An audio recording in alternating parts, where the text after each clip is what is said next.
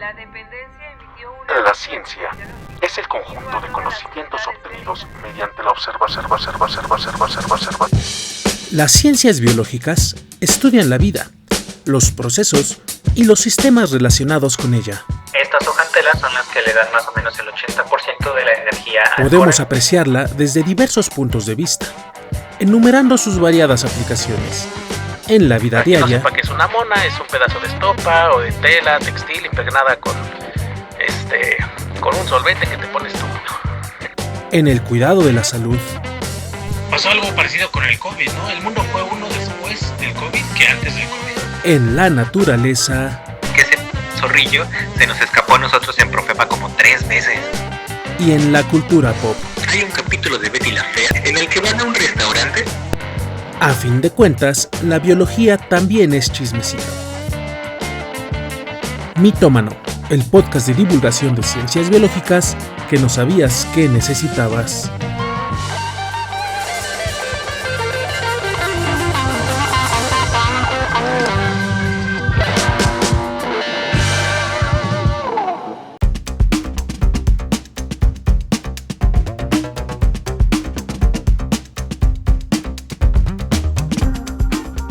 Recibimos la primavera con un clásico de Mitómano, los virus, que inician el 2026 comandados por el sarampión, que aparece por brotes en el territorio nacional. Afortunadamente, nuestro sistema de salud, mejor que el de Holanda, le hace frente mediante campañas de vacunación rodeados de jacarandas que otra vez no florecieron en enero.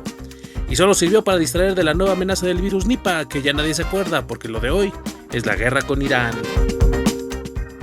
Mueren en Tailandia más de 70 tigres por culpa de un virus, que es primo del sarampión y amenaza con ser la primera enfermedad reconocida de los terians. Y quizás suene fantasioso, pero no tanto como la noticia de científicos que logran simular en una computadora el cerebro de una mosca. Lo más sorprendente es que usa gabardina, pantalones de cuero, lentes oscuros, se hace llamar Mosqueo y lidera la rebelión junto a otros 2 insectos, conocidos como Morfeosquito y Trinitiosca.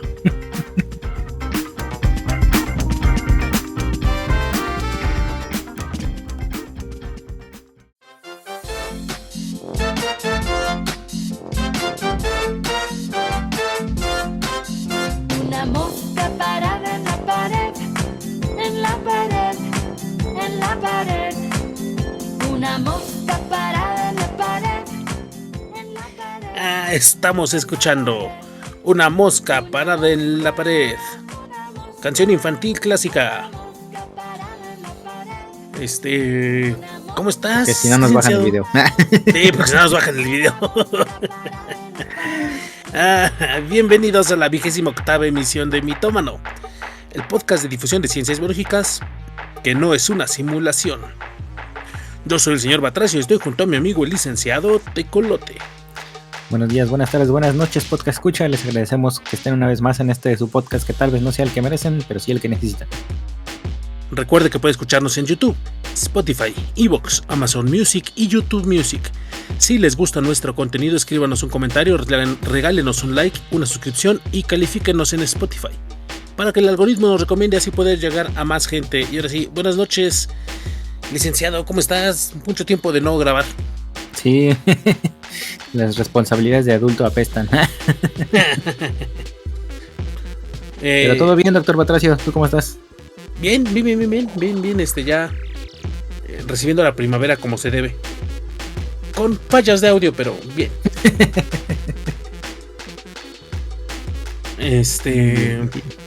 La verdad es que nos tardamos mucho en grabar porque estábamos muy al pendiente de los sucesos globales. Teníamos miedo. No sé tú, pero yo no fui a trabajar 3 días.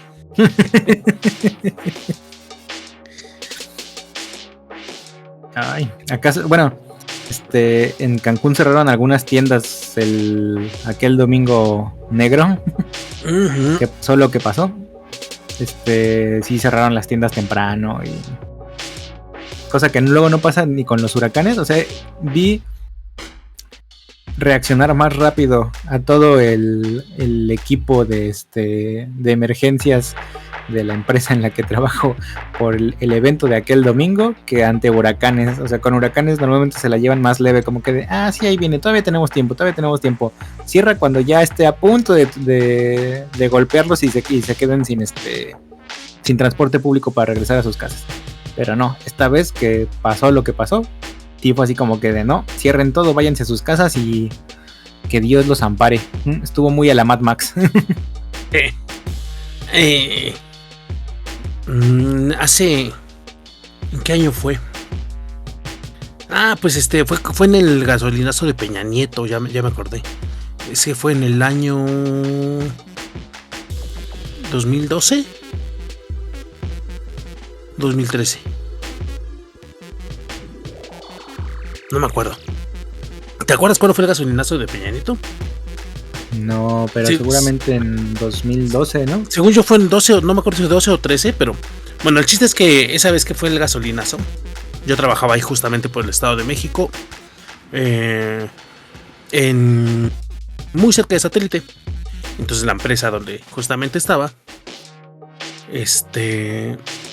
estábamos ahí en la sucursal y anuncian el gasolinazo, ¿no? Entonces pues se desató el caos, toda la gente se volvió loca, cerraron la entrada al estado, se robaron camiones, y me acuerdo mucho que la plaza en donde estábamos empezó a cerrar locales. Es que vienen los manifestantes y están destruyendo locales y vamos a cerrar todo. Y la empresa se negó a dejarnos ir. Y me acuerdo que mi gerente agarró una banca de madera y la puso sobre las puertas, que son las puertas de cristal enormes. Tú conoces la tienda de ahí, ¿no? Sí, ya sabes cuál. Sobre unos ventanales y pone una banca de madera. Y para que no le abra, yo... ¿Qué pedo? Eso no va a detener a nadie.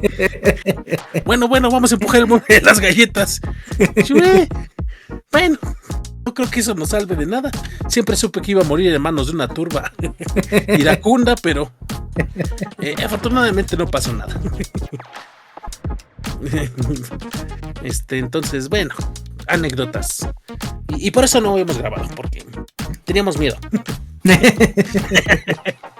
A nuestras excusas cada vez más random. Pero bueno, tampoco había habido muchas notas, ¿no? Pues había habido algunas, pero no encontrábamos alguna que a lo mejor nos terminara de llamar la atención.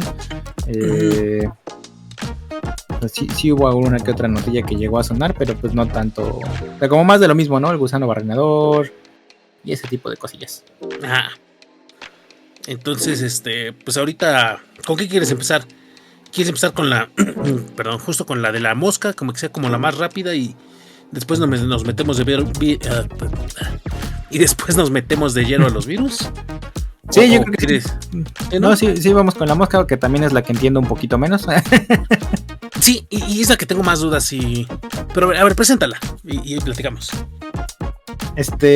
La noticia se presenta a sí misma como que los científicos lograron, por decirlo de algún modo, copiar el cerebro de una mosca de la fruta y ponerlo en un simulador.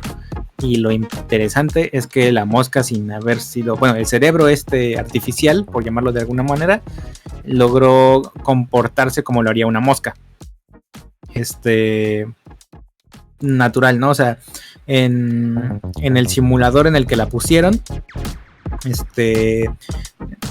tiene como que ciertas reglas físicas. Es como si fuera un videojuego, así yo lo entendí. O sea, básicamente la pusieron en un videojuego y el personaje jugable, que es este cerebro de mosca, empezó solita a volar, a posarse, a limpiarse. O sea, todos los comportamientos que tiene una mosca regularmente los realizó esta mosca artificial, este cerebro artificial de mosca. Entonces, esa es la parte como muy, muy llamativa, el hecho de que, o sea, para empezar, el que lograron hacer la parte de, lo llamaron el conectoma, o así lo encontré yo, de el cerebro de la mosca, que es, durante mucho tiempo se pusieron a rastrear o hacer básicamente un mapa de todo el cerebro de una mosca, con todas las células neuronales implicadas en cada uno de los procesos de la mosca. También revisaron cada neurotransmisor que se generaba y hacia dónde iba, justamente todo este patrón de conexiones. Había analogías que decían que era como si hubieran utilizado un Google Maps, o sea, como si hubieran hecho un mapa del cerebro y le hubieran puesto a cada célula su nombre, ¿no? Su etiqueta de este es el negocio de los chilaquiles, ¿no? De doña Juanita. El de allá adelante es la tiendita de don Pedro. Y así, ¿no? Entonces, y aparte de poner los lugares que serían como las células, pones las rutas, ¿no? O sea, cada célula pues tiene una calle que te lleva hacia tal otro negocio, ¿no? Era la parte como muy interesante, todo el trabajo que se logró realizar para tener justamente este mapa del cerebro de la mosca. Y el siguiente paso que también es sumamente interesante es la parte de haberlo metido como en una simulación y que se comportara sin haberle enseñado ni nada como lo haría una mosca real. Creo que ese es el que causó hype, ¿no? Que ahora ya todos los que... No sé si te acuerdas que hace también un par de semanas salió el dato de que algunos científicos ya habían... ¿Cómo podemos decirlo? Pues ya asegurado que no podíamos vivir en una simulación porque era demasiado complejo poder simular algo así, ¿no? Y de repente en estos días llegan unos güeyes simulando el cerebro de una mosca. Eso, diablos, ¿no? Pero bueno, lejos de eso, bueno, eso fue lo que causó el hype. Pero estaba yo checando justamente que está complicado porque no encontré el artículo tal cual.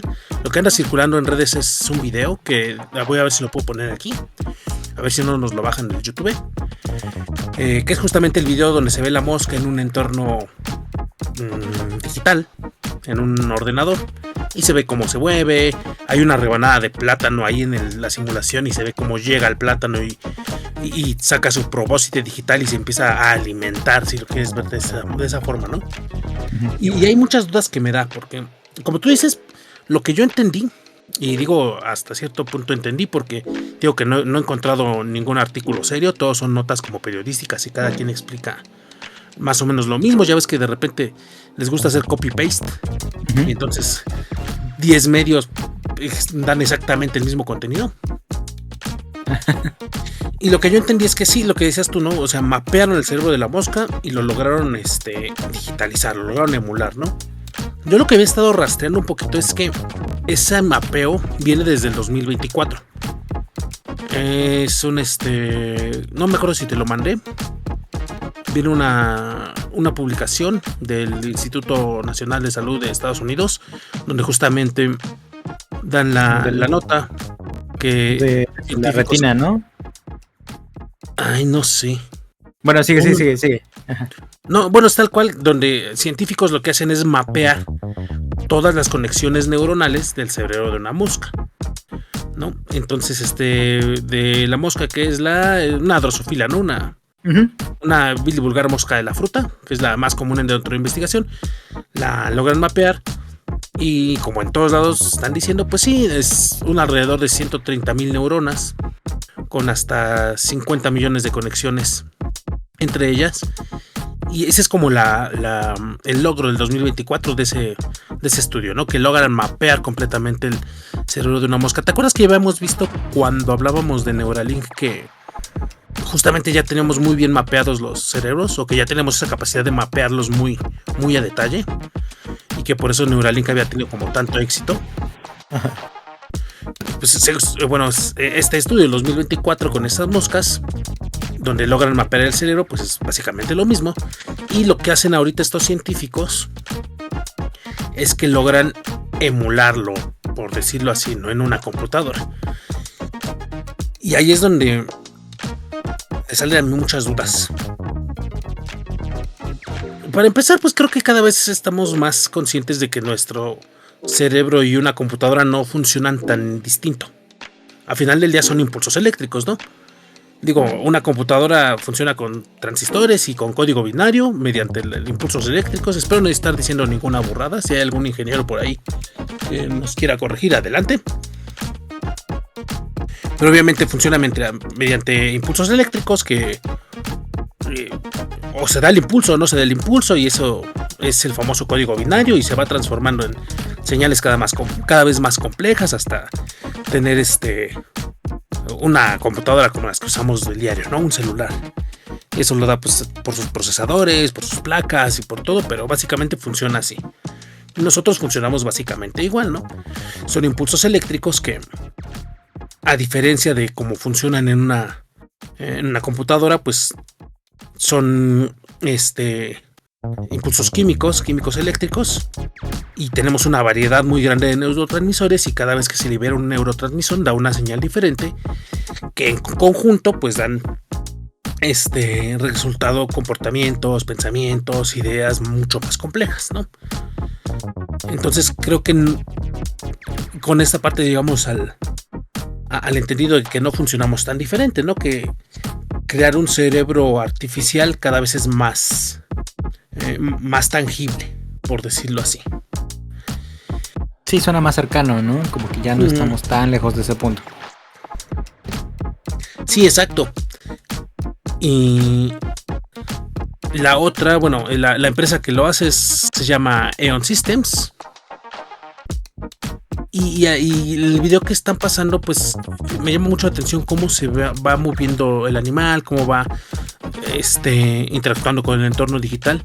Y es ahí donde me salta otra duda, porque te digo, no he visto ningún paper donde diga cómo lo hicieron, que tampoco sé si lo voy a entender, porque supongo que va mucho de la mano también con el tema informático.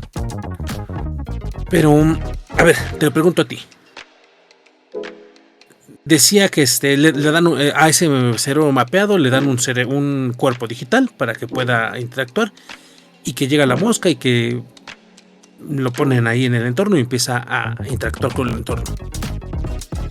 Creo que para poder decir que hay una simulación, que es como lo que el ruido que está haciendo ahorita, tendría que ser mucho más complejo de lo que estamos haciendo o viendo ahorita. Por ejemplo, decía por ahí una nota, ¿no?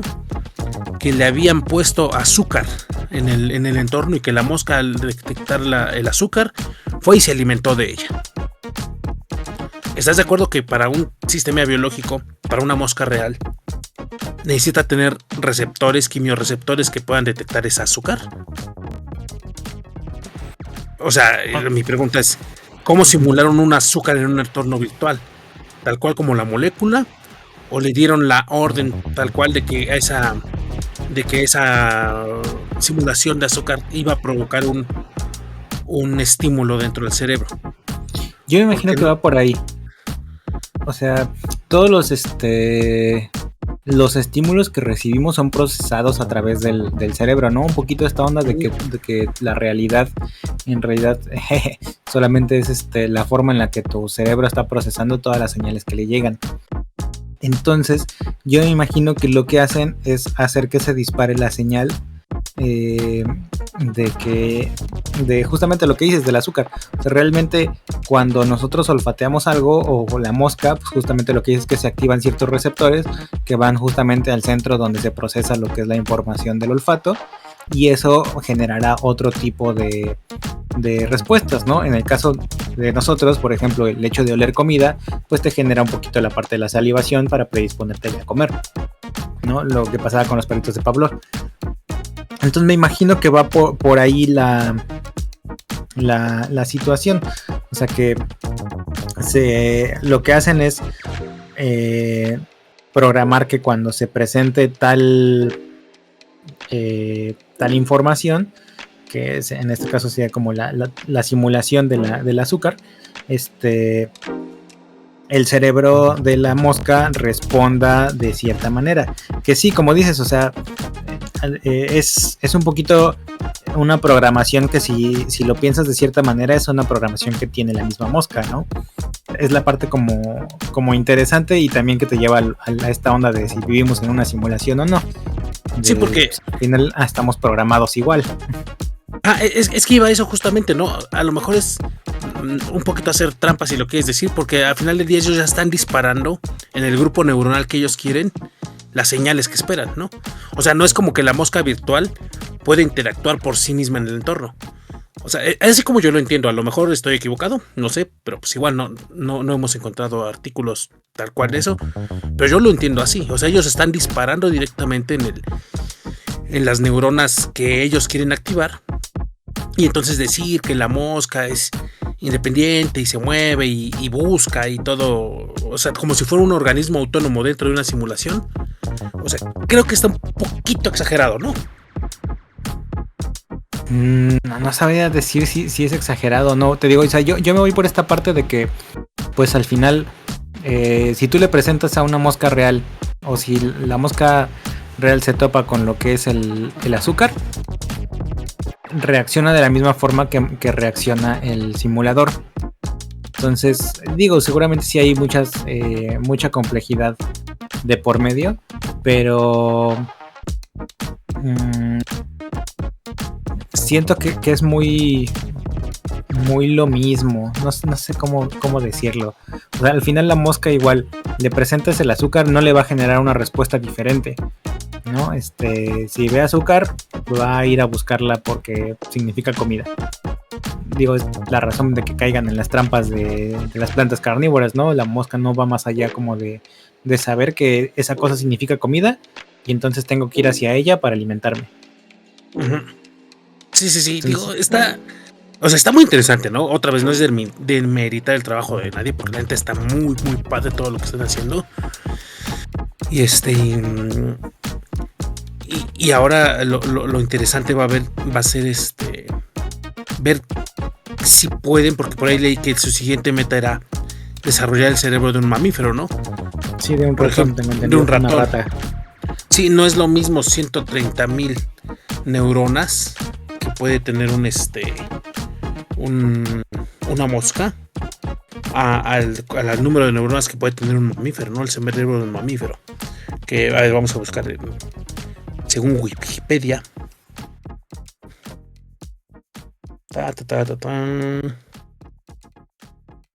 Según Wikipedia, el cerebro humano tiene 86 millones de neuronas, ¿no?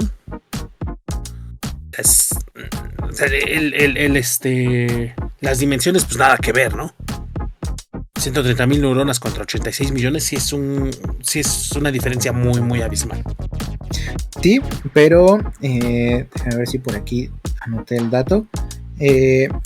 Algo interesante es que si lo piensas, o sea, sí es un salto enorme, pero estos cuates ya dieron un salto similar, porque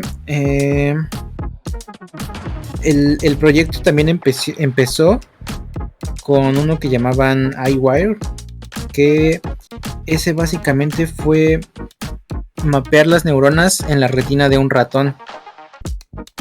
Entonces empezaron justamente con muchas menos ¿cómo se llama? Muchas menos neuronas. O sea, pasaron de las neuronas que hay en una retina de ratón a las neuronas que hay en todo el cerebro de una mosca. Entonces, sí han dado los saltos. También parte de lo interesante que se me hizo del proyecto es que, hasta donde entendí, fue de cierta manera conjunta. Cuando hicieron la parte de la retina, entre varias personas, o sea, como que se liberó el archivo y varias personas ayudaban a hacer la parte de rastrear o de buscar las conexiones neuronales. Entonces fue como un trabajo de ciencia colectiva, por decirlo de alguna manera.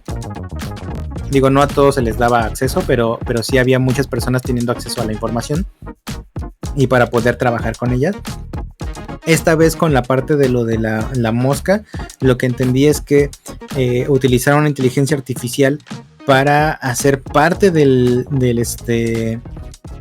conectoma, y las personas, otra vez una comunidad más grande, hicieron como que la parte de hacer las pruebas para confirmar que lo que estaba diciendo la inteligencia artificial era correcto. Entonces fue una forma también de acelerar el trabajo.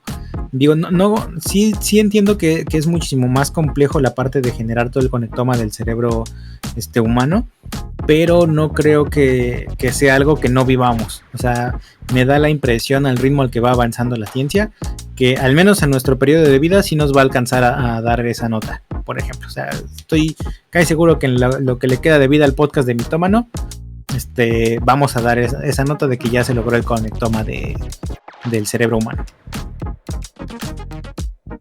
Estaría muy padre. Y ahora vamos con la parte la parte conspiranoica, ¿no? Así como va la inteligencia artificial con estos desarrollos pues mapeos cerebrales, los conectomas como se han llamado, con la posibilidad de que pudieran replicar un cerebro más complejo. Y con todos los avances en tecnología. No sé si viste la presentación del Año Nuevo Chino. Los robots. ¿No viste los robots que hacían Kung Fu? No. No, los viste. Están buenísimos. Es Yo Robot, güey. Ya es Yo Robot. No manches. Ya tienen ese nivel. Déjame ver si ahorita te los voy a mandar para que los veas y tratar de ponerlos aquí en el podcast para que lo vean en YouTube, para que lo vean los escuchas. Vale. Pero bueno, ya con todos esos avances tecnológicos y todo, ¿crees que vivamos ese tipo de inteligencias artificiales ya más humanoides independientes? Porque, por ejemplo, algo que sí me hizo preguntarme a mí ahorita viendo lo de la mosca es ¿de dónde llega la conciencia? Ya vientos muy existenciales, ¿no? ¿En qué punto o qué tan complejo tiene que ser un sistema para que ya pueda ser consciente? ¿Estás de acuerdo que una mosca real no es consciente de sí misma? Esta mosca virtual tampoco es consciente de sí misma.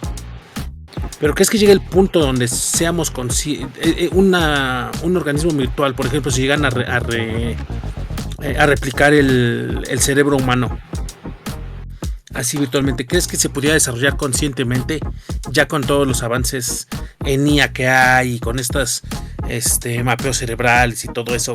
¿Crees que pudiera ser posible ya desarrollar una conciencia? Porque ChatGPT no es consciente de sí mismo, ¿no? Siguen siendo algoritmos muy complejos con esteroides, pero sigue siendo como el autocorrector. Como el autocorrector que te da texto predictivo de tu celular. O sea, sigue siendo así, pero con esteroides, ¿no? Mucho más grandes. O sea, no es que sea consciente ChatGPT de sí mismo. O al menos hasta donde yo sé, no.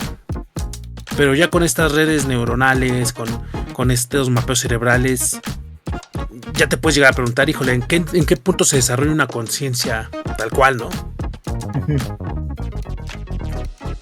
Ya te mandé los robots. Sí, ya los vi, está bien cañón, ¿eh? ¿Viste? Los voy a poner aquí para que los vean, pero, o sea, hacen movimientos de Kung Fu. Hay unos güeyes que sacan de repente unas katanas y empiezan a hacer katas, hacen acrobacia. O sea, ya es como los de Yo Robot, güey. Además, son el estilo no sé si viste la película de los Mitchell contra las máquinas. Ajá, sí. Son muy de ese estilo, ¿no? De ese estilo sí, se parecen mucho.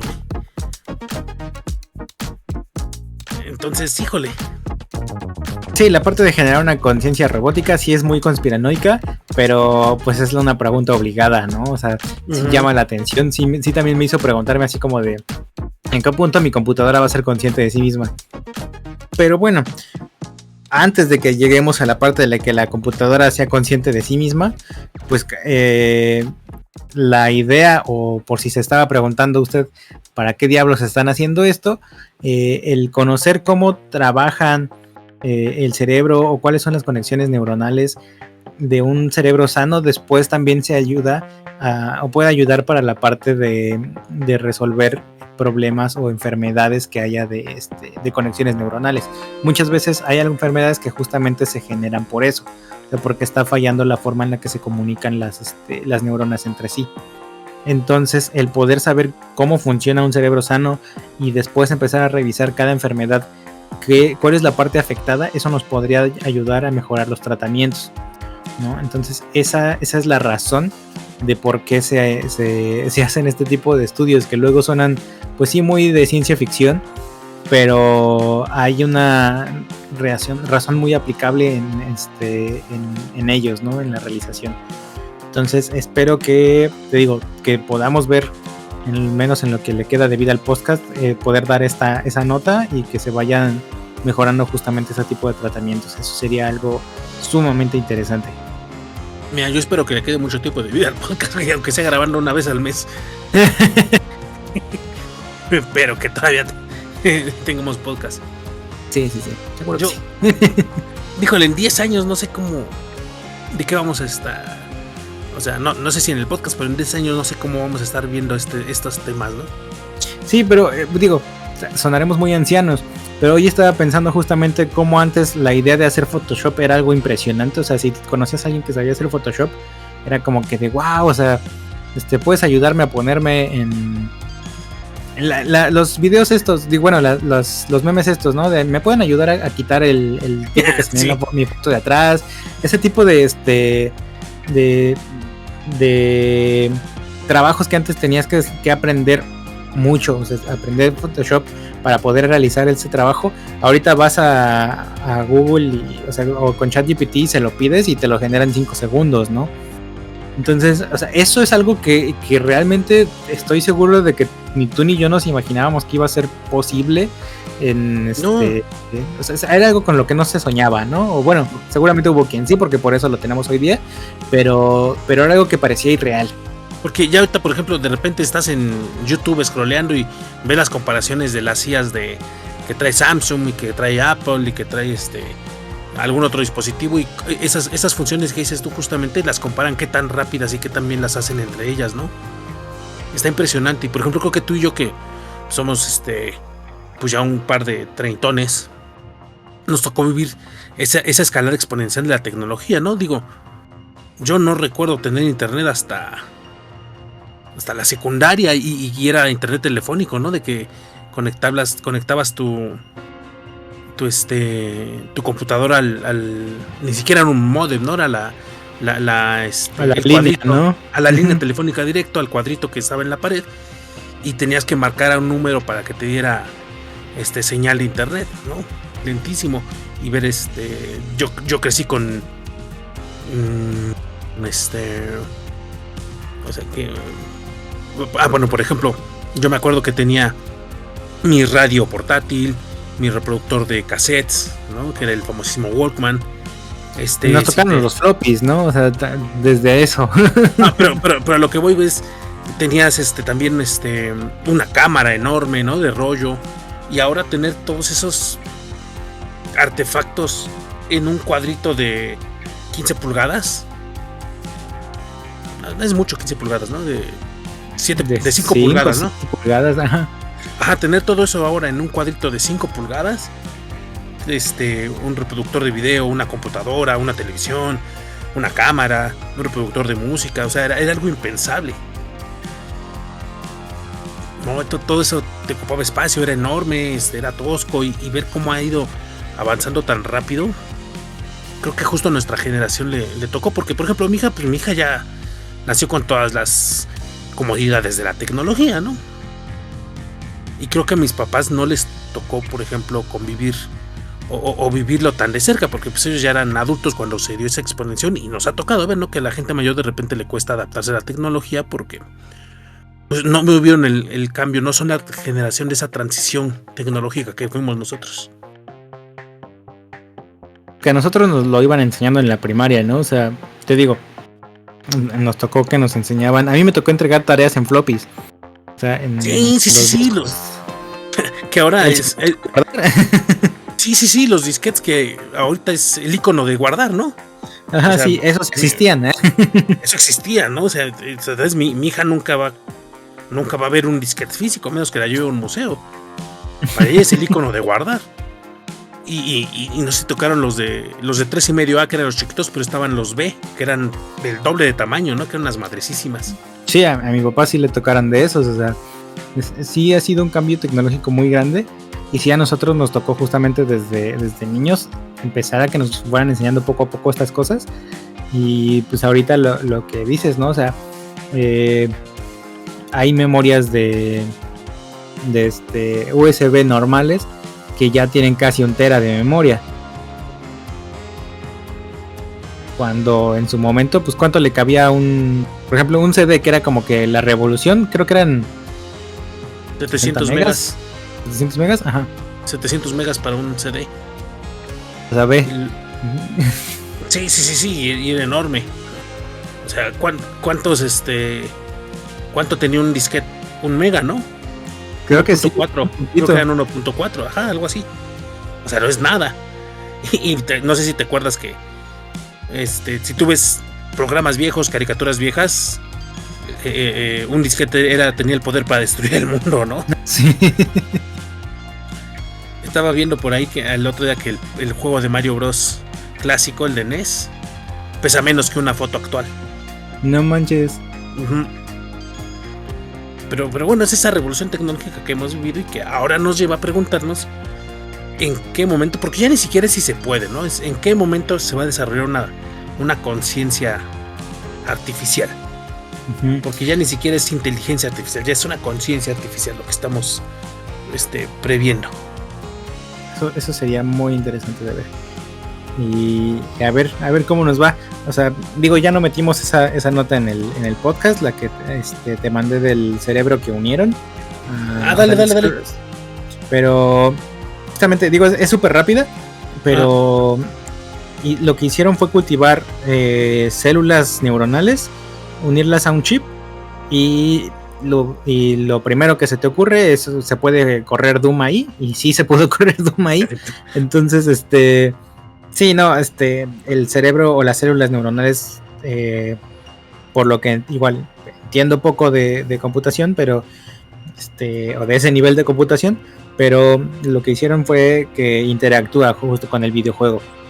Ahora, la parte que vi que era interesante de eso no es nada más que corrieron Doom en unas células neuronales que cultivaron en un laboratorio, sino el hecho de que estaban diciendo que si te pones a pensar en la capacidad de procesamiento que tienen las células neuronales comparadas con los chips y la cantidad de recursos que necesita cada uno, al final son más eficientes las células neuronales para la transmisión de información. Entonces eso podría llevar en algún momento al desarrollo de computadoras o de inteligencias artificiales que requieran de menos recursos para su ya serían procesadores biológicos tal cual, ¿no? Ajá, sí, prácticamente. O sea, eso ayudaría a reducir mucho lo que es costos y también el desperdicio, si quieres verlo así, de recursos, ¿no? Lo que dicen de que ahorita, o sea, el hecho de utilizar la inteligencia artificial genera un gran consumo de agua. Entonces se reduciría mucho este tipo de recursos que necesita la inteligencia artificial para funcionar. Pero bueno, habrá que ver. O sea, si se llegara a dar ese salto de los chips biológicos y después, no sé, ya no vería tan lejos la parte de la conciencia artificial. Conciencia artificial, ajá. Pero, pues bueno, vamos a ver qué tal. Yo creo que esta va a ser de nuestro recuento del año, ¿no? Creo que sí está muy, muy pesada. Sí, está sí, muy, muy chida. Creo que es de las notas del año. Y apenas vamos empezando. Simón.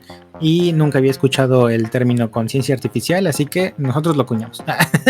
Usted lo escuchó primero aquí en Mitómano Podcast. Entonces, no sé, suscríbase. Pero pues bueno, ¿traes algo más de la mosca? No, hasta ahí. Va. Entonces, pues ahora sí, si quieres seguimos con los clásicos del podcast, ¿no? Apocalipsis microbiológico. Uno siempre vuelve a donde fue feliz.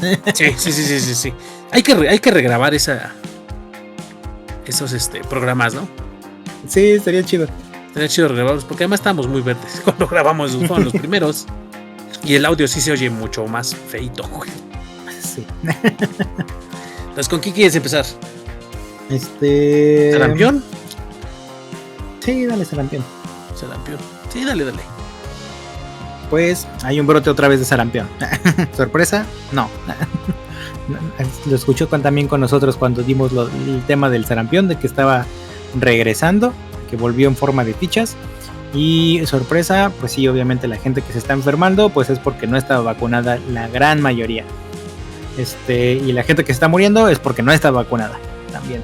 Entonces, ¿cuál es el tema que tenemos ahorita con el sarampión? Pues justamente es que, ya están haciéndose campañas de vacunación. Ya prácticamente en todos los centros de salud hay vacunas. Ahora el tema es que la gente quiere irse a vacunar.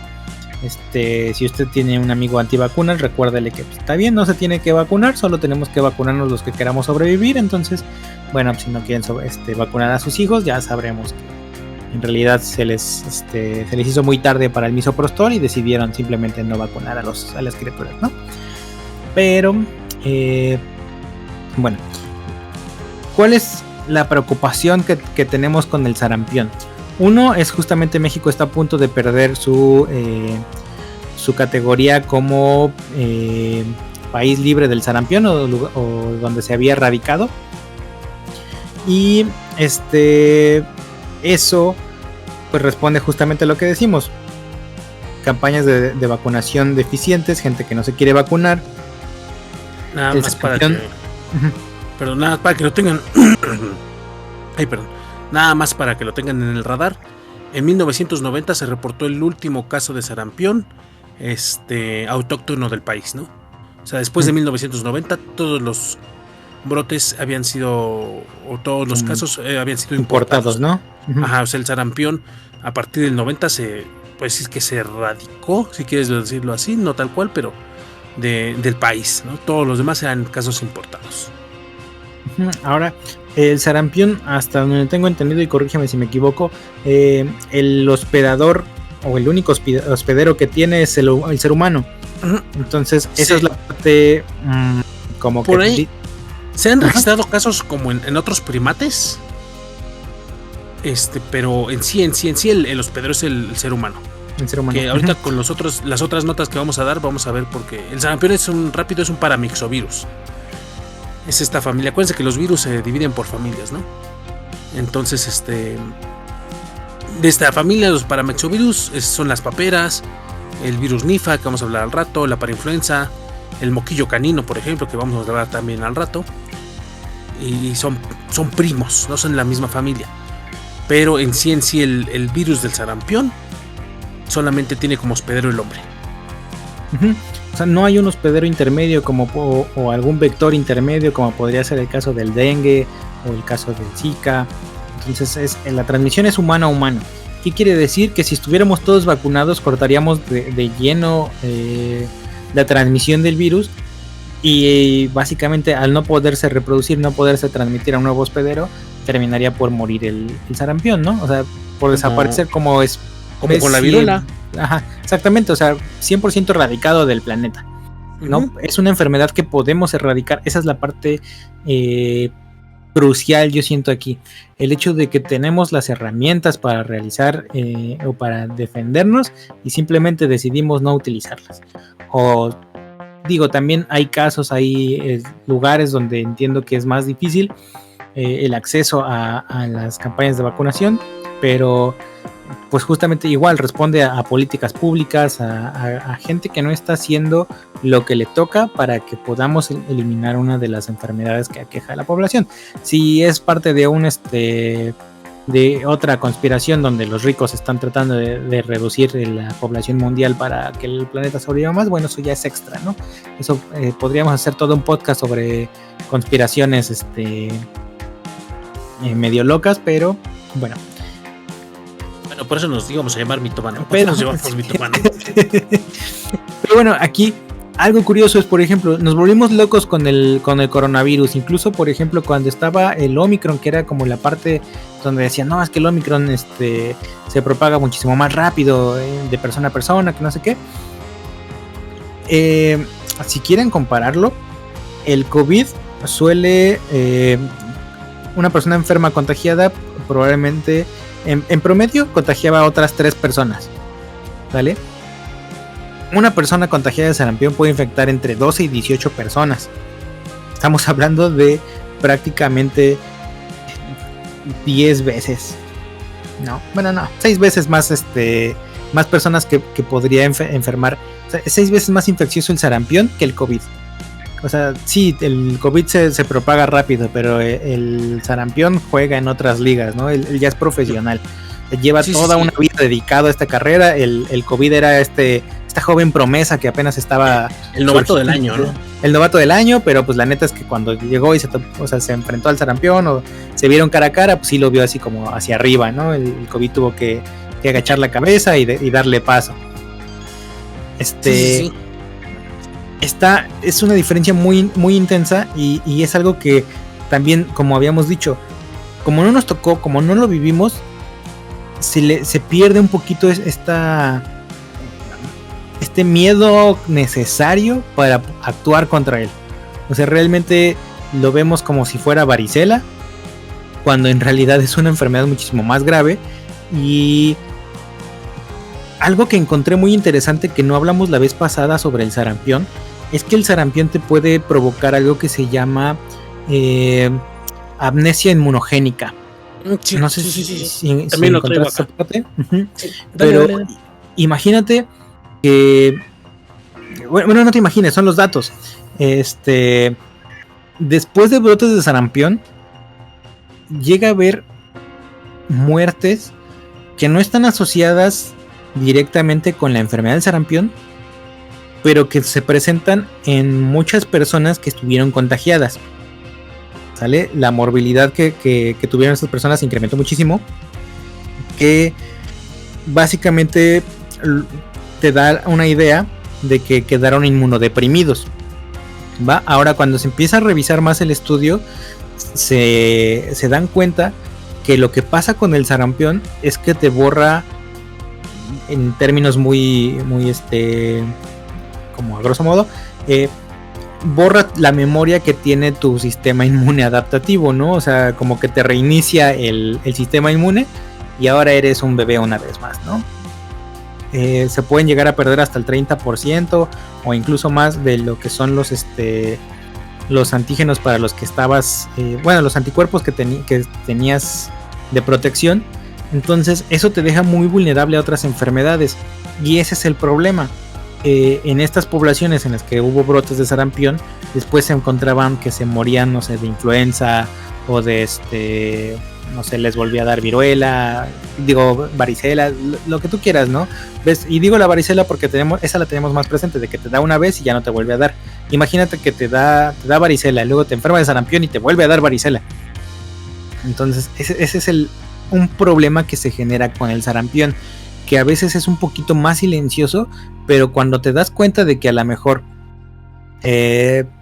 pon tú, te fuiste a comer a los tacos de Doña Pelos y la pasaste muy mal la primera vez, pero la segunda vez ya te diste cuenta que tu estómago ya aguanta, ¿no? Ya tienes anticuerpos para protegerte contra cualquier bicho que traigan los tacos o las quesadillas de Doña Pelos. Y que te da sarampión y después vuelves a ir a los tacos Doña Pelos y otra vez te vuelve a dar la infección que casi te mata la primera vez, ¿no? Entonces dices, chale, yo ya estaba protegido contra esto y ahora tengo que volver a vivirlo, tengo que volver a sufrirlo y voy a ver si la libro esta segunda vez porque ya perdí toda la protección que tenía, ¿no? Entonces eso es algo que se me hizo bien interesante, que no conocía sobre el virus del sarampión. Y es uno de los riesgos asociados a la transmisión de esta enfermedad. Sí, la vez pasada no lo dijimos, pero es que la vez pasada otra vez estaba empezando el brote, ¿no? Y como que lo dimos la nota así rápido, hablamos del sarampión. Ahorita como que sí es uno de los temas de moda. Pero creo que a diferencia del COVID, sí llevamos un gran avance contra el sarampión, porque por lo menos la mayoría de nuestra generación está vacunada. Ahorita el tema es ahorita creo que el tema es no sé si curiosamente ¿dónde empezaron los brotes? En el norte del país, que es justamente en lugares donde estaban muy en contacto con los gringos, que es donde tienen un movimiento antivacunas mucho más fuerte que el nuestro.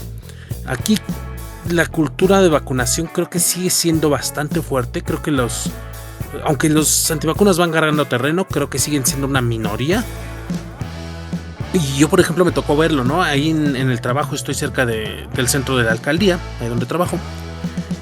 Y me tocó ver los kioscos de vacunación. El primer día que pusieron el kiosco, eran las 6 de la tarde, yo iba saliendo del trabajo, y te juro que había como 400 personas formadas. O sea, le daban la vuelta a la cuadra, formadas para vacunarse. Sí, y la verdad es que sí me sorprendió porque pues, todos iban a vacunarse contra el sarampión. O sea, lo decía de chiste, ¿no? Hace rato que nuestro sistema mejor que el de Dinamarca. Que pues ni de chiste es mejor que el de Dinamarca, pero creo que sí tiene muchas bondades de que tenemos ese beneficio de tener la vacunación gratuita, ¿no? Si lo comparamos con el sistema de salud gringo, donde pues ahí te cuesta hasta respirar. Nos ha ayudado mucho a que esta cultura de la vacunación sea muy presente, ¿no? Independientemente de lo que habíamos hablado de que por COVID el presupuesto de las vacunas se había reducido bastante, porque pues mucho de ese presupuesto para vacunas se había destinado justamente a comprar vacuna COVID y se dejaron de lado las vacunas que tendrían que estar en los centros de salud de cajón, independientemente de los desabastos que hay por el tema de austeridad republicana, de recorte de presupuesto del sector salud, que ya lo hemos platicado muchas veces, que no está padre, pero creo que sin digamos el avance contra el sarampión que tenemos es muy bueno. Los brotes siguen siendo en personas inmunodeprimidas, en niños no vacunados, en personas adultas no vacunadas, en lugares justamente donde hay muchos turistas. O sea, seguimos viendo que son ciertos sectores los que se están afectando más y que pues es ahí donde debemos de poner más atención para evitar que esos brotes se vayan extendiendo, porque empezó en el norte pero ha avanzado a la zona centro, ¿no? A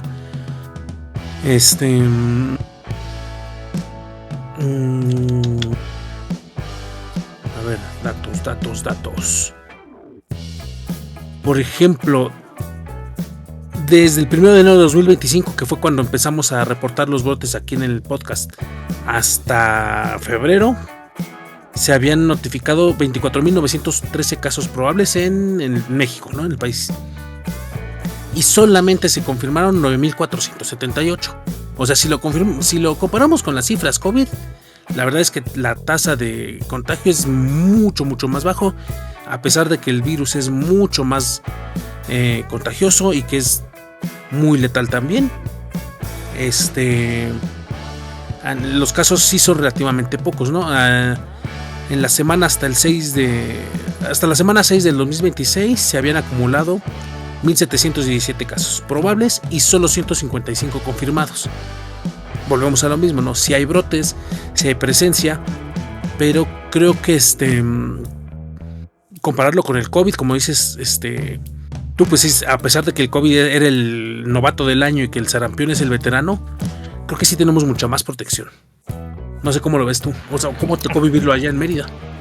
Sí, o sea, aquí no ha habido así como reportes tan grandes. Me han comentado que sí hay la vacuna. Yo no he podido irme a vacunar, pero yo prometo hacerlo.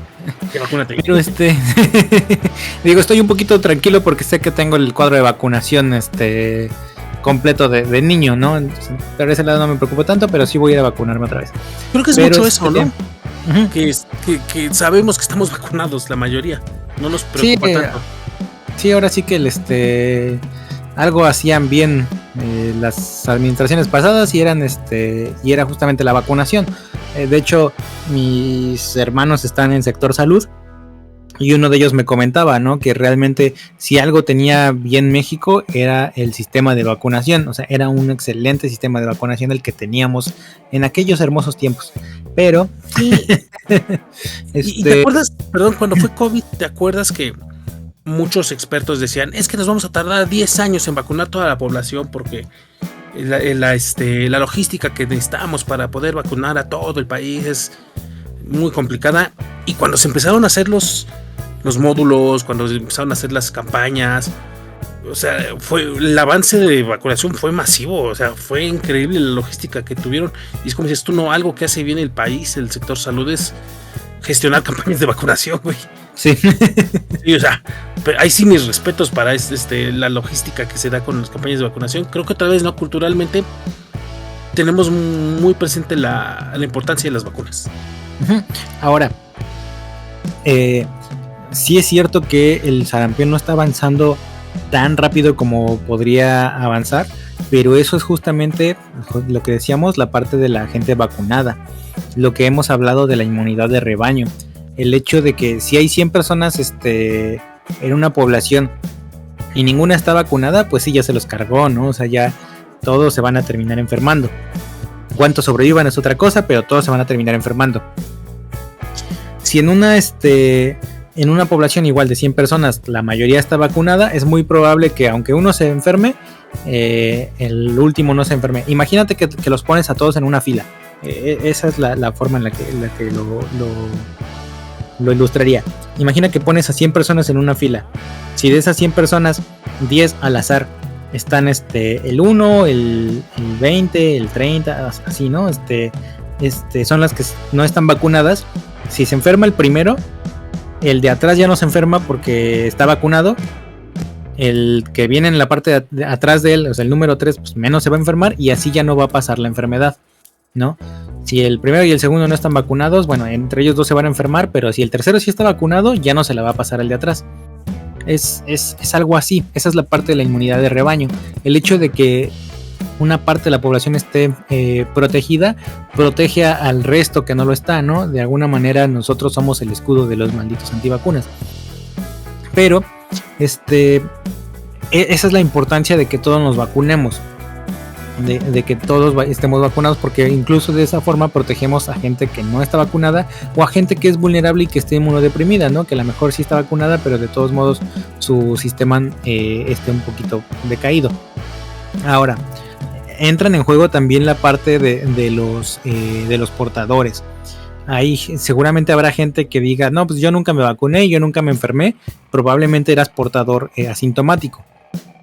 Ahora, ¿has escuchado la historia de María Tifoidea?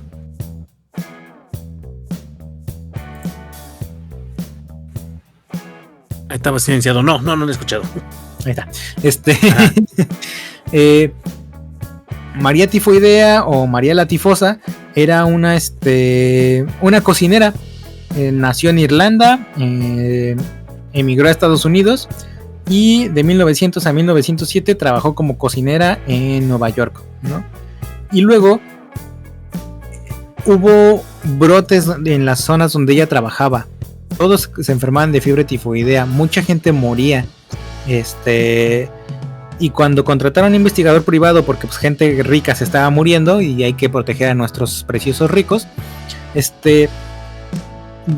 lo rastrearon hasta esta persona, que esta persona era portadora de la fiebre tifoidea y al ser cocinera terminaba por enfermar a sus patrones, ¿no? Si lo hizo a propósito o no lo hizo a propósito, eso es otra cosa, pero se calcula que pudo haber sido responsable de hasta 50 muertes de tifoidea porque ella era portadora y se ponía a cocinar los alimentos de estas otras personas, ¿no?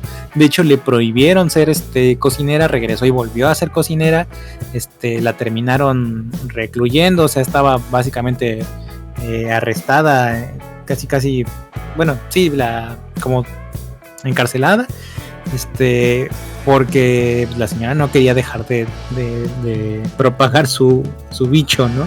Entonces, bueno, todo esto es justamente para ilustrar que hay gente que es portadora y que puede no generar síntomas, pero sí ser transmisora de los virus, ¿no? Esta es la parte que también hay que tener cuidado, porque se puede ir alguien con la finta de que no, pues yo no me vacuné, no pasa nada y ya nadie se quiera vacunar. No, ese cuate tendrá alguna genética privilegiada o simplemente salió muy suertudo y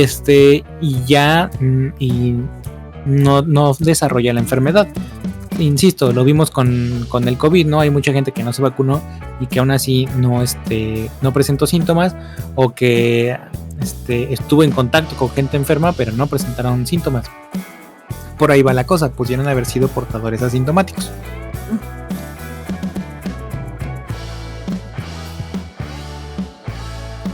Pues bueno, así está el caso del sarampión ahorita. Ahorita pues el brote sigue activo. Ya se ha extendido a básicamente todo el país. Y hasta ahorita solo van 29 defunciones que pues, se pudieron haber evitado, ¿no? Sí, esa es la parte triste, que pudieron haberse evitado y bueno, ahora son estadísticas que hay que reportar. Sí, pues sí. Y pues bueno, vacúnense, todavía están las campañas. Yo, por ejemplo, de repente salgo del metro Barranca del Muerto y veo que hay un módulo pues, que lleva ya un ratote, ¿no? Digo, aquí en Chilangolandia. Pero digo, y obviamente las complicaciones, ¿no? Sabemos que los municipios más alejados del país, los que tienen menos acceso, los que están más retirados, donde hay más complicación de llevar vacunas, pues siempre va a haber dificultad para vacunarse.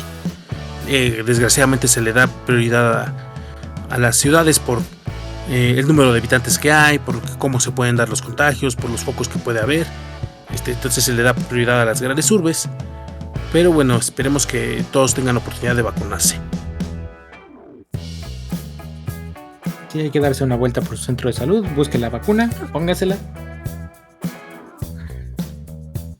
Y pues algo más que tengas de sarampión ahorita, el brote por lo menos. No, creo que esos eran lo que quería, los comentarios que quería hacer. Pues bueno, entonces vamos avanzando porque ya llevamos 1 hora con este pedo. ¿Virus Nifa? Rápido. Esa no la traigo yo, si quieres dala tú y la comentamos. Bueno, es que como estábamos hablando de virus, también hace algún mes hubo un brote en la India del virus Nipah, que es igual, vamos a darla rápido, la voy a dar rápido, es igual otro paramyxovirus, que es la misma familia del sarampión, son primos,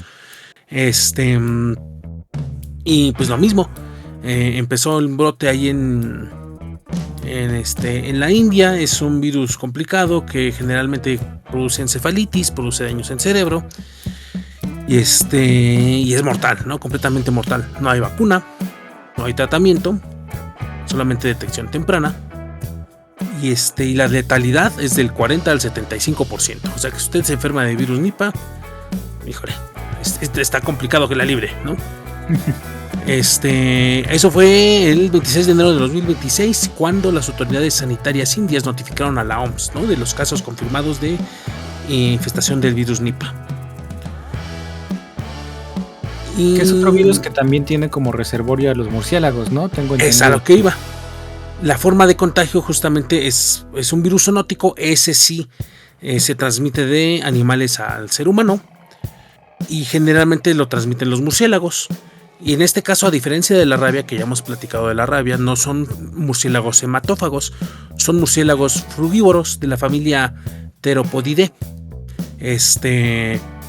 que son animales que se llegan a alimentar y en sus secreciones pueden llegar a contaminar alguna frutita, algún árbol, y a otros animales como por ejemplo los cerdos, que pueden llegar a alimentarse de frutas o de algunas cosas que pudieran estar contaminadas con el virus. Pueden contraer la enfermedad, y a la vez si el humano se alimenta o convive con esos cerdos, o se alimenta de las frutas infectadas o las frutas contaminadas más bien, pues puede infectarse, ¿no? De hecho, aquí lo tengo, espérame. Las alertas. Me llamó la atención que dentro de las recomendaciones que hace la OMS para evitar la transmisión, lavar frutas y verduras, cocer bien alimentos, desinfectar utensilios, bla bla bla, no, evitar contacto con murciélagos. Pero me dio mucha curiosidad que recomienda evitar el consumo de jugo de palmera datilera recién exprimido. ¿Por qué? Porque generalmente son lugares donde están los murciélagos. Entonces, tiene que pasteurizarse antes de consumirse para evitar el contagio, ¿no? Entonces, si a usted le gusta el jugo de palmera datilera, fíjese que esté pasteurizado, porque puede contagiarse del virus Nipah. Y pues bueno, digo, no pasó a mayores, porque también es, a pesar de que sí es un foco y que de atención, y que pues sí es una enfermedad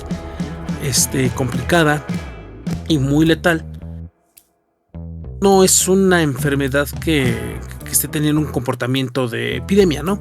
De hecho, dentro de las recomendaciones ni siquiera se cerraron fronteras, no se evitaron no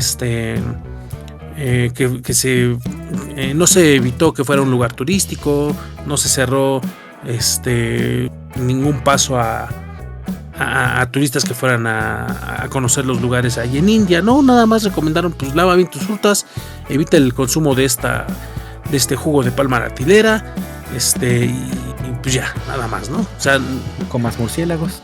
No comas murciélagos, ajá. Y ahí volvemos a lo de hace rato que ahorita vamos a tocar con la de los tigres. Que entre más contacto hay, entre más globalizado está todo, las enfermedades es más fácil que se empiecen a propagar, ¿no? Por la adaptación de los virus.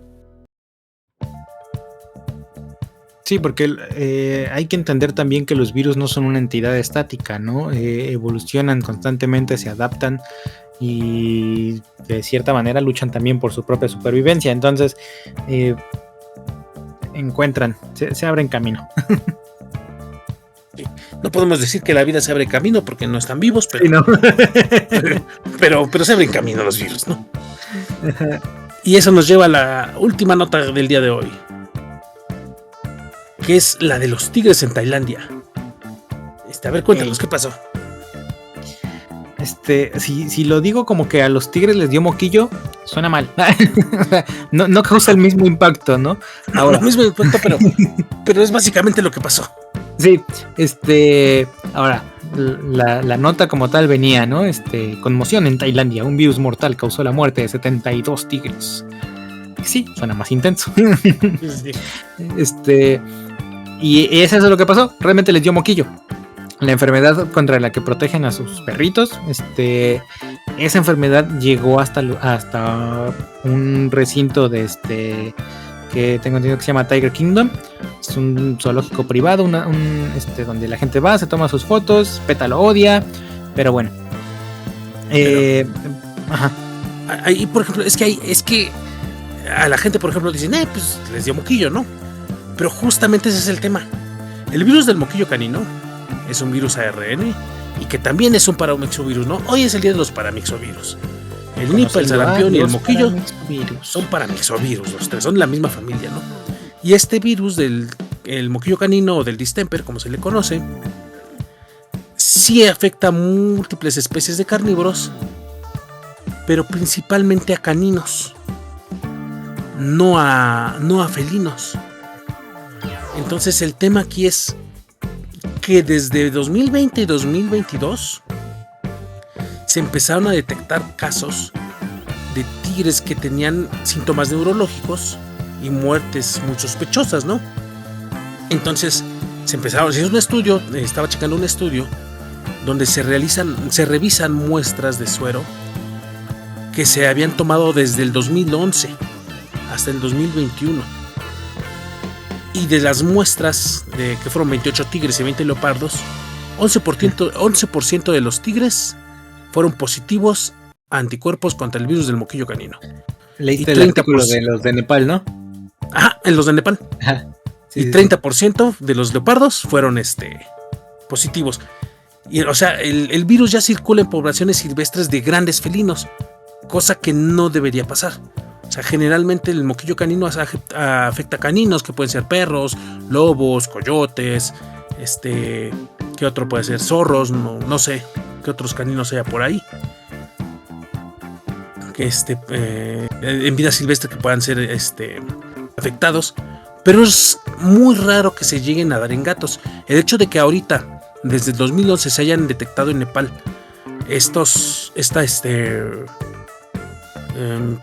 presencia del virus en poblaciones silvestres, quiere decir que entonces el virus muy probablemente se está adaptando a otro tipo de carnívoros, en este caso grandes felinos, y que como ahorita pasó en Tailandia, que se murieron 72 tigres, puede pasar lo mismo en poblaciones silvestres, y ahí sí es un golpe muy fuerte para la conservación, ¿no? Sí, justamente en este artículo mencionaban que algunas de las posibles causas era la depredación de perros, ¿no? Que es algo que puede llegar a darse comúnmente, por lo que leí, en los leopardos que no pasa tanto por parte de los tigres, pero que los leopardos sí llegan a depredar perros. Y es algo que tendríamos que tener al pendiente. Justamente el problema de los perros ferales es un problema mundial, algo que se tiene que buscar la manera de resolver por los medios que sean. Pero el problema también de esta fauna feral es la introducción de enfermedades a poblaciones silvestres, poblaciones que no están acostumbradas a este tipo de enfermedades y que generan casos como justamente ese que estudiaban en Nepal, que son animales que cuando desarrollan los síntomas neurológicos, pues es que ya prácticamente van a fallecer en cuestión de días, ¿no? Y también la parte de los conflictos, la parte de la degradación del hábitat, el desplazamiento de las zonas naturales, pues hace que ciertos carnívoros grandes y en general toda la fauna esté más en contacto con lo que es la fauna de la zona, ¿no? O la fauna feral, en este caso pues lo que mencionamos, perros o animales domésticos. Entonces, pues sí, empieza a ser un problema el control de estas enfermedades, porque tú podrías decir, bueno, vacunamos a todos los perros ferales. Para empezar es una friega, ¿no? O sea, vacunar solamente perros, volvemos a lo mismo. O sea, las campañas de vacunación que hay, de esas que hay en las colonias, pues sí es una friega. Me imagino que te habrá tocado en algún momento estar en ese tipo de campañas de vacunación, pero pues no es que sea algo fácil o que sea muy sencillo y que puedas asegurar que ya vacunaste a todos los perros de la colonia, para empezar. Y ahora, eso hablando de perros con dueño, y yéndonos a perros sin dueño, perros ferales, ya está muchísimo más cañón la cosa y no es una forma viable de proteger a las poblaciones silvestres. Se hablaba mucho pues justamente de aplicar el rifle sanitario también en ese tipo de cosas para tratar de reducir los contactos que pudiera haber entre perros y grandes felinos, para tratar de reducir o cortar esta cadena de infección. Sigo insistiendo que debemos hacer un programa sobre fauna feral, ¿no? Sobre perros ferales, gatos ferales, porque es un problema de salud pública complicado.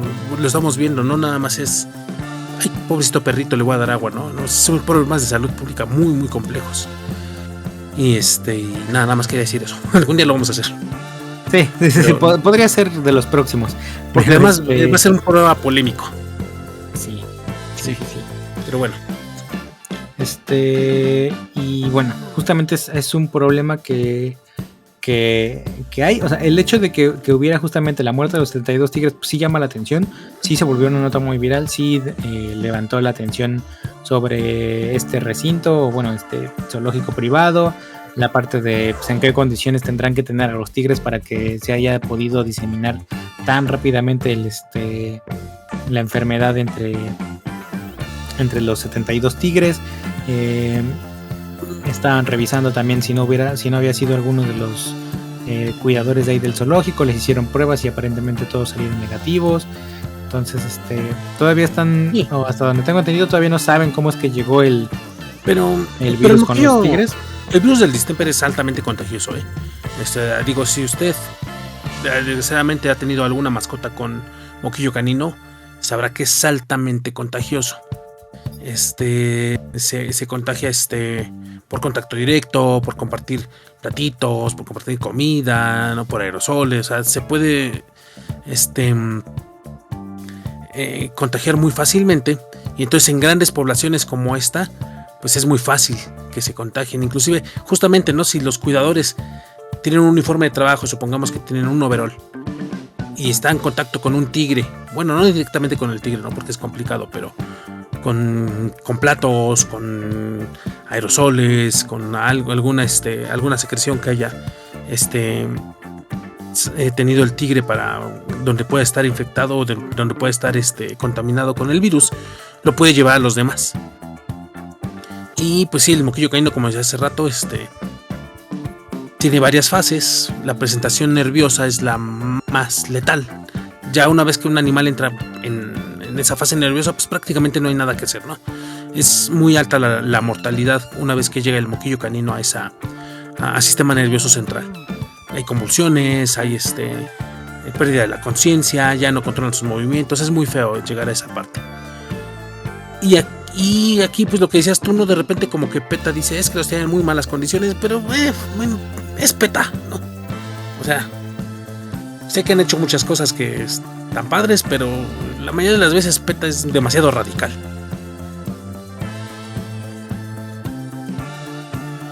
Entonces,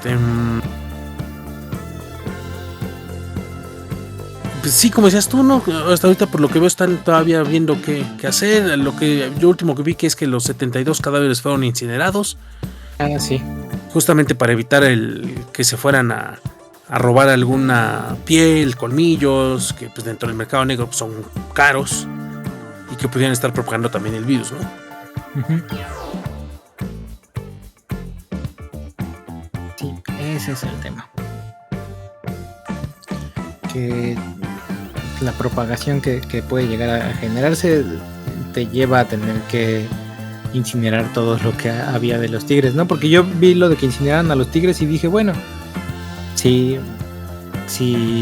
en ranchos cinegéticos a veces se hace lo de que a los organismos que ya están más grandes, un poquito viejos, pues son a los primeros que se sacrifican, ¿no? Y que se venden como por partes, por decirlo de alguna manera, ¿no? Dije, que los metan bueno, a taxidermia o cosas así. Uh-huh. Llegué a pensar por un momento que iban a hacer lo mismo con estos tigres, y ya cuando llegué a la parte de que los incineraron fue así como que, pues sí, como dices, pues es la parte de que pues, siguen siendo infecciosos, ¿no? Porque no creo que el zoológico privado no haya querido lucrar con este desafortunado accidente, porque al final vivimos en un mundo capitalista y todo significa dinero, pero seguramente sí, la parte de la posibilidad de que se infecten a otros tigres pues es lo que llevó a que se tuviera que incinerar. Pero bueno,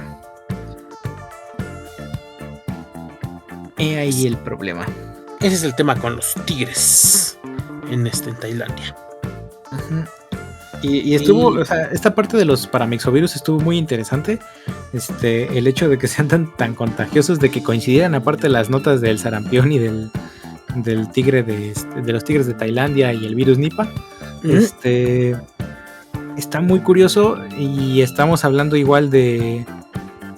Digo, es que a mí me llaman muchísimo la atención cuando son virus que son transmitidos por vectores. Porque, por ejemplo, y aquí ves que está mucho lo del dengue,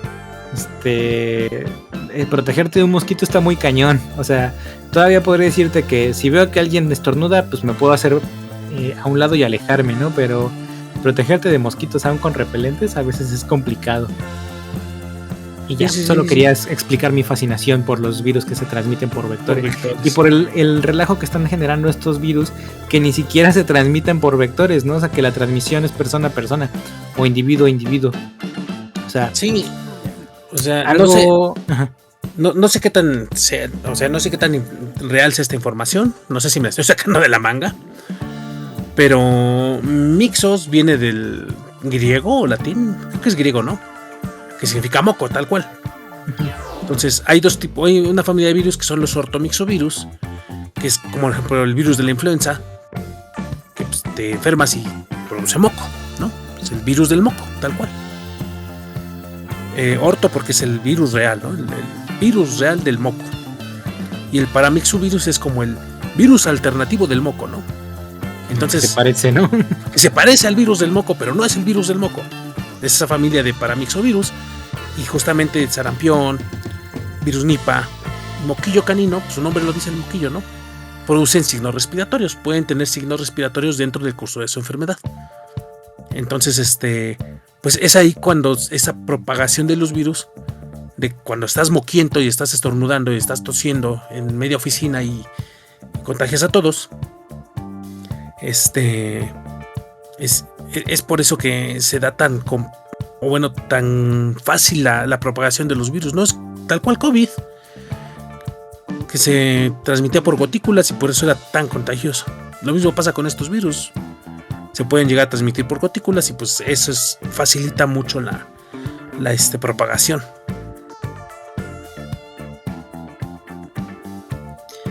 muy cañón. Y bueno, por ejemplo, lo que es el virus del sarampión, estaríamos hablando de transmisión intraespecífica, que es dentro de la misma especie. Y en este caso de los virus de los tigres y los perros, ahí es transmisión interespecífica porque se transmite entre especies. Entre especies. Solo quería hacer ese comentario. Sí, me llamó mucha atención, ¿no? Que ver moquillo en leones, dije, ay, güey. Porque, por ejemplo, otra enfermedad muy característica de los perros es el parvovirus. Y usted a lo mejor no lo sabe, pero los gatos también tienen un parvovirus, que no es el mismo de los perros. Es el virus de la panleucopenia viral felina, que ahorita se puso mucho de moda. Todos le tienen miedo a la panleucopenia viral felina. Yo que lo que les puedo decir es, pues vacunen a sus gatos, ¿no? Si no quieren tener panleucopenia viral, vacúnenlos. Generalmente la triple felina, que es la vacuna de base para los gatitos, protege contra panleucopenia, ¿no? Y otra cosa que iba a decir del distemper, se me olvidó.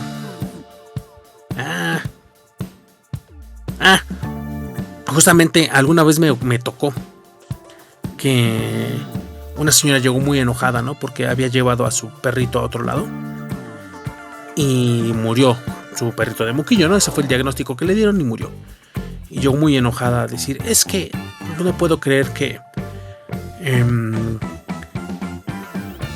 exista como tratamiento para el moquillo la vacuna contra el sarampión y nunca me dijeron que podía hacer eso, ¿no? Y no, eso no pasa. Yo creo que la señora entendió mal o no sé dónde lo leyó. Pero lo que decimos, no, pues son la misma familia, son paramixovirus. Entonces muy probablemente hay regiones dentro del virus que se comparten entre el moquillo y el sarampión y el Nipah y a lo mejor el virus de las paperas, ¿no? Que son como muy regiones muy conservadas de esa familia de virus.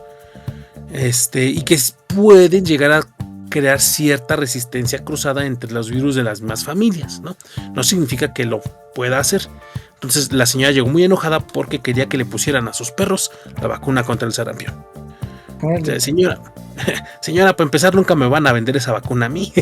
Eso es para médicos humanos y son medicamentos, bueno, son biológicos controlados, ¿no? No es como que yo vaya a la farmacia y diga, deme 10 vacunas contra el sarampión, por favor, ¿no?